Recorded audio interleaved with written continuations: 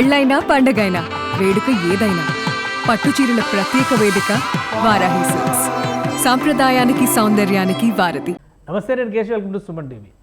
ఎవరు ఊహించని విధంగా, ఎప్పుడు చూడని విధంగా గత 40-50 ఏళ్లలో ఎప్పుడు ఊహించినటువంటి విపత్తు తెలంగాణలో ఏర్పడింది. ములుగు జిల్లా కేంద్రంగా భూకంపం రావడం, దాని ప్రకంపనల తీవ్రత దాదాపు 200 కిలోమీటర్ల పైగా విస్తరించి ఉండడం అందరినీ ఆశ్చర్యానికి గురి చేస్తుంది. ఇప్పటివరకు జోన్ 2లో ఉన్నటువంటి హైదరాబాద్ సేఫెస్ట్ ప్లేస్ అనుకుంటే హైదరాబాద్లో కూడా ప్రకంపనలు కనబడడం అనేది సంచలనంగా మారింది.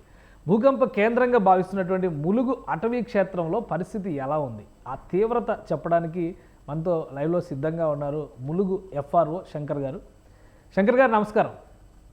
నమస్కారం అండి. శంకర్ గారు, ములుగు కేంద్రంగా ఈ 5.3 5.3 అంటే ఈ మధ్యకాలంలో ఒక 30-40 ఏళ్లలో ఎప్పుడూ లేదు అంటున్నారు. 5.3 తీవ్రతతో భూకంపం ఏర్పడింది. అసలు ములుగులో పరిస్థితి ఎలా ఉంది? మార్నింగ్ మేము ఆఫీస్లో కూర్చుంటే ఇక్కడ మొత్తం కూడా బిల్డింగ్ కూడా షేక్ అయిపోయి మొత్తం నా టేబుల్ కూడా షేక్ అయిపోతుంది. ఏంటా అని చూసేసరికల్లా మొత్తం భూకంపం అనేది మనకు అనిపించింది. వెంటనే మేము బయటికి పరుగులు తీసాం. మొత్తం కూడా ఈ టేబుల్ మీద ఉన్న కొన్ని ఐటమ్స్ కొద్ది కింద పడడం జరిగింది. మా దగ్గర కప్స్ అవన్నీ ఉంటాయి. అంటే అంత తీవ్రంగా వచ్చింది. మేము మా తర్వాత స్టాఫ్ ను అడిగాం ఆ ఏరియాలో ఎట్లుందంటే, ఒకేసారి కంపించి మీ అందరం కూడా బయటకు వచ్చేసాము ఇంట్లో నుంచి అని చెప్పేసి వాళ్ళు చెప్పారు. ఇంకోటి ఏంటంటే, బయట మా స్టాఫ్ కూర్చొని ఉన్నారు. బయట స్టాఫ్ కూర్చొని ఆ బల్ల చిన్న టేబుల్స్ ఉంటే ఆ టేబుల్ కూడా మొత్తం ఊగేసి సరిగ్గా వాళ్ళు ఏమైందా అని చూసుకుని వెనక ముందు చూసుకొని లేచి చూస్తా ఉన్నాం మేము బయటికి వెళ్ళేసరికి. అంటే అంత తీవ్రత బాగా శబ్దంతో విపరీతంగా వచ్చిందండి. ఈ ఏరియా అంతా కూడా అదే విధంగా ఉంది. సో అంటే ఇప్పుడు అటవీ ప్రాంతం ములుగు మేడారం లాస్ట్ టైం కూడా మనం చూసాం. ఒక నెలన్నర క్రితం ఒక పెద్ద విపత్తు వచ్చింది. 60-70 వేల చెట్లు కూలిపోయినటువంటి పరిస్థితి వచ్చింది అన్నారు. మళ్ళీ ఇప్పుడు మేడారం అటవీ క్షేత్రం కేంద్రంగానే భూకంపం వచ్చింది. ఏంటి అక్కడ పర్యావరణ పరంగా ఎలాంటి మార్పులు కనిపిస్తున్నాయి, లేదా మానవ తప్పిదాలు ఏమైనా అక్కడ మీకు కనిపిస్తున్న పరిస్థితి ఉందా? భూకంపం దీనివల్ల అక్కడైతే చెట్లు పడడం కానీ ఏమైనా లేదు. కానీ నాకు ఈ టీవీలలో ఇట్లా చెప్తున్నారు, అక్కడ కేంద్రీకృతంగా ఉన్నది అనేది అంటే చెప్తున్నారు. ఆ ఏరియా మొత్తం కూడా మళ్ళా వచ్చే అవకాశం ఉన్నదని అంటున్నారు అందరు కూడా. కాబట్టి జాగ్రత్త ఉండాలి. ఇంకోటి ఏంటంటే, ఆ చెట్ల దగ్గర కూడా అక్కడ ఆల్రెడీ పోటు చేసింది. ఈ మానవ తప్పిదం అంటే ఈ పోటు చేసిన ఏరియాస్ ప్యాచెస్ వైజ్ ఉండేసరికల్లా ఆ ఏరియాలో కూడా వైబ్రేషన్స్ అనేటి అంటే గాలి విండ్ వల్ల, అది అప్ అండ్ డౌన్స్ వల్ల అదొకటి, సాయిల్ ఎరోజన్ వల్ల అదొకటి, దానివల్ల ఈ చెట్లు పడడం జరుగుతుంది. ఇంకోటి ఏంటంటే, ఈ భూకంపం మళ్ళా ఇంకా వస్తే, ఎందుకంటే ఇప్పుడు మొత్తం కూడా కంపించింది, ఇంకోసారి ఇదే విధంగా కొద్దిగా 2-3 సెకండ్స్ వచ్చినా సరిపోతుంది. మళ్ళా చెట్లు కానీ ఈ బిల్డింగ్స్ కానీ పడే అవకాశం ఉన్నది. చాలా చోట్ల బిల్డింగ్లకి పగుళ్ళు వచ్చినాయి, చాలా భయాందోళనకు గురయ్యారు ప్రజలు అంటున్నారు. మీకు ఉన్న ఇన్ఫర్మేషన్ ఏంటి? చుట్టుపక్కల గ్రామాలు కానీ ఆ దరిదాపుల్లో ఉన్నటువంటి ఊళ్ళ పరిస్థితి ఎలా ఉంది?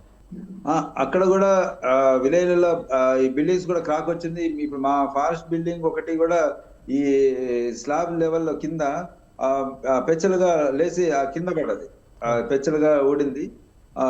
అంటే ఆ విధంగా వచ్చినట్టు కింద స్లాబ్ కింద రూఫ్ కి.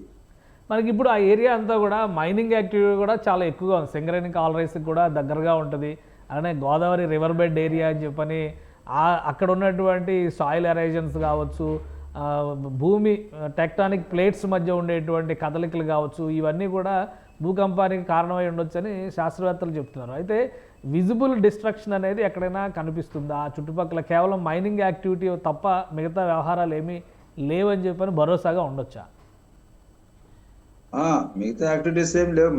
మైనింగ్స్ చుట్టుపక్కల కూడా ఈ సిమెంట్ సంబంధించిన లాటరైట్ మైనింగ్స్ ఉన్నాయి. అదే విధంగా ఈ శాండ్ మైనింగ్స్ ఉన్నాయి. ఇవి కొన్ని మళ్ళా ఈ గోదావరి రివర్ బెడ్ ఏరియా ఉంది కాబట్టి కొద్దిగా ఎక్కువ ఉండే అవకాశం ఉంటుంది ఈ భూమి. ఎందుకంటే అదే విధంగా కోల్ ఏరియా ఈ భూపాలపల్లి పక్కనే, అంటే ఈ చుట్టుపక్కలే ఉన్నది కాబట్టి ఇది సెంటర్ పాయింట్ లాగా ఉన్నది కాబట్టి ములుగులో ఎక్కువ తీవ్రత అనేది కనిపించిందని అనుకుంటున్నాను. కానీ అంటే పెద్ద సౌండ్ వచ్చింది అంటారు కదా, సౌండ్ వచ్చింది అంటే ఆ సర్దుబాట్లకి వీటికి సంబంధించినటువంటి సౌండ్ అయి ఉంటుంది, మళ్ళీ రావడానికి అవకాశం ఉంటుంది అంటే దానికి సంబంధించి ఏదైనా గవర్నమెంట్ సైడ్ నుంచి అలర్ట్ కానీ మీరు పబ్లిక్ ఇచ్చేటువంటి అడ్వైస్ కానీ ఏంటి? ఎవరు కూడా చెట్ల కింద కానీ లేదంటే బిల్డింగ్ల ఈ రోజు కానీ రేపటి వరకు కానీ ఆ బిల్డింగ్స్ కింద కానీ ఆ చెట్ల కింద కానీ ఉండకుండా చూసుకుంటే మంచిది. ఓపెన్ ప్లేస్ లో ఉంటే బెటర్. ఓకే. నియరెస్ట్ లో చెట్టుకు నియరెస్ట్ లో చెట్ల పెద్ద చెట్లు ఎస్పెషల్లీ వాటికి నియరెస్ట్ లో ఉండకుండా ఉంటే బెటర్ అని నేను. సో లాస్ట్ టైం ఒక 60,000 చెట్లు దాకా కూలిపోయినాయి. వాటి పరిస్థితి ఏంటి? దాని మీద ఏమైనా సైంటిఫిక్ రీజన్స్ కానీ శాస్త్రవేత్తల బృందాల అధ్యయనాలు కానీ అట్లాంటివి ఏమైనా జరిగినాయా? అవి జరిగాయండి. ఇంకా పూర్తిగా సమాచారం ఇంక రాలేదు. అందరూ కూడా వీళ్ళందరూ కూడా తీసుకుని వెళ్ళారు. ఇస్రో వాళ్ళు కూడా వచ్చేసేసి ఆ టీం కూడా వచ్చి తీసుకుని వెళ్ళారు. తర్వాత ఇంకా రిజల్ట్ అనేది ఇంకా రాలేదు, వస్తుంది. మెయిన్గా ఏంటంటే ఆ విండ్ అనేది అంటే సాయిల్ అనేది ఫెర్టిలిటీ ఎక్కువ. అదే విధంగా సాయిల్ ఫెర్టిలిటీ ఉండేసరికి కింద భూమి లోపలికి వేలు పోకుండా ఉండడం, అదే విండ్ అనేది అప్ అండ్ డౌన్స్ రావడం, దీనివల్ల పడ్డది చెట్లు పడిపోయే ఒకేసారి అనేది ఉన్నది. ఇప్పుడు చూడాలండి. ఇప్పుడు ఏదో మళ్ళీ భూకంపం అనేది అక్కడే ఈ ప్రాంతంలో ఉన్నది కాబట్టి అంటే కేంద్రీకృతం ఉన్నది, మళ్ళీ వచ్చే అవకాశం ఉన్నదని అంటున్నారు. మళ్ళీ అదే విధంగా వస్తే ఆ పక్కన ఉన్న చెట్లు కానీ ఆ బిల్డింగ్స్ ఆ పక్కన ఊర్లు కూడా డ్యామేజ్ అయ్యే అవకాశం ఉంటుంది అనుకుంటున్నాను. రైట్. థ్యాంక్ యూ శంకర్ గారు, మీ అభిప్రాయాలు తెలియజేసినందుకు. థ్యాంక్ యూ అండి. ఇది ములుగు కేంద్రంగా ఏర్పడినటువంటి భూ ప్రకంపనలు చాలా వరకు ఆందోళన కలిగిస్తున్నాయి. పైగా ములుగు అటవీ క్షేత్ర పరిసర ప్రాంతాల్లోనే ప్రకృతి విధ్వంసం ఎక్కువగా జరగడం, గతంలో జరిగినటువంటి మార్పులు చేర్పులు, దాదాపు 60,000 చెట్ల వరకు కూలిపోవడం, వీటన్నిటి నేపథ్యంలో ఒక హై అలర్ట్ అయితే కొనసాగుతుంది. శాస్త్రవేత్తల బృందాల అధ్యయనాలు కూడా సాగుతున్నాయని శంకర్ గారు విశ్లేషిస్తున్నారు. ఇక భూకంపం తర్వాత ఆఫ్టర్ షాక్స్ వచ్చే అవకాశం ఉంటుందని సైంటిస్టులు చెప్తున్నారు. కాబట్టి మరికొన్ని ప్రకంపనలు వచ్చేటువంటి ఛాన్సెస్ అయితే ఉండొచ్చు, కానీ అవి అంత తీవ్రంగా ఉండకపోవచ్చు. కాబట్టి ప్రజలు మాత్రం అప్రమత్తంగా ఉండాల్సిన అవసరం కనిపిస్తోందని విశ్లేషిస్తున్నారు. ఇది స్పెషల్ డిస్కషన్. Keep watching.